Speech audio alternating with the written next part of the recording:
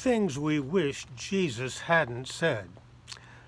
My name is David Madison, the 3rd of July 2019, and this is episode 9 in a series of flash podcasts on that topic. Mark Twain said that the best cure for Christianity is reading the Bible. So let's take a close look and see why Mark Twain was absolutely correct. In the 10th chapter of Matthew, we find the story of Jesus sending his disciples out to teach in the towns and villages, to proclaim to them the good news that the kingdom of God would soon be arriving.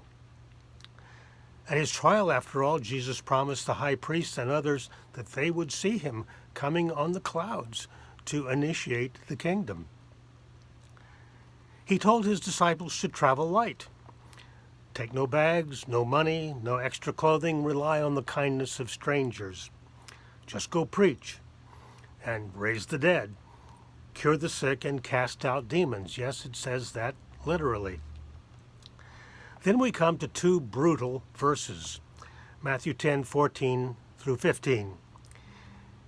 If anyone will not welcome you or listen to your words, shake off the dust from your feet as you leave that town or house. Truly, I tell you, it will be more tolerable for the land of Sodom and Gomorrah on the day of judgment than for that town.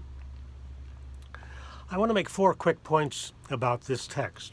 First point, just exactly what were the disciples up to? Well, think Mormons and Jehovah's Witnesses knocking door to door, selling their cult. And these wandering disciples had their message too. The kingdom of God is almost here. What if you heard that from someone ringing your doorbell? If you turned them away, would you deserve destruction on the day of judgment? Sodom and Gomorrah were destroyed. Sounds vindictive and petty, no? Seems to be what Jesus was saying. The second point, we read elsewhere that Jesus said that when the Son of Man comes, and that's code for himself, there will be more suffering than at the time of Noah, when everyone on earth was drowned, except for one family, of course. So is that what the kingdom of God, according to Jesus, entails?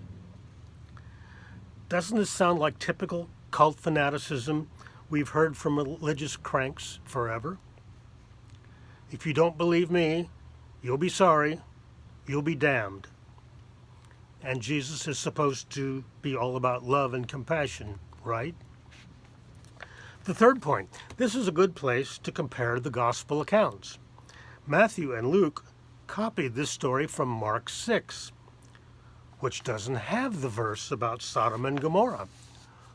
Only Matthew decided to tack that on.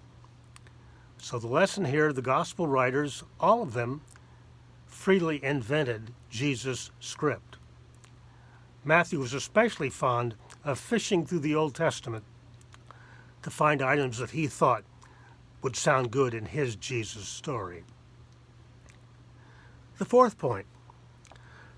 So just because people turn them away, the disciples can get huffy, shake the dust off your feet as a testimony against them, and gloat that these folks will be destroyed.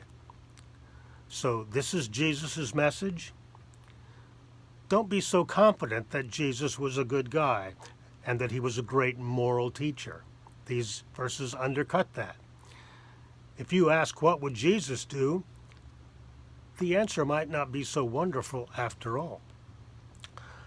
Most Bible scholars, even devout ones, know that Jesus' script in the Gospels isn't all that trustworthy. The Gospels were written much too long after the events described. But there are those Christians who insist that the Gospels tell the true story of Jesus, that they do not lie. So to those folks, we can insist we must add Matthew 10:14, 15 to that long list of things we wish Jesus hadn't said.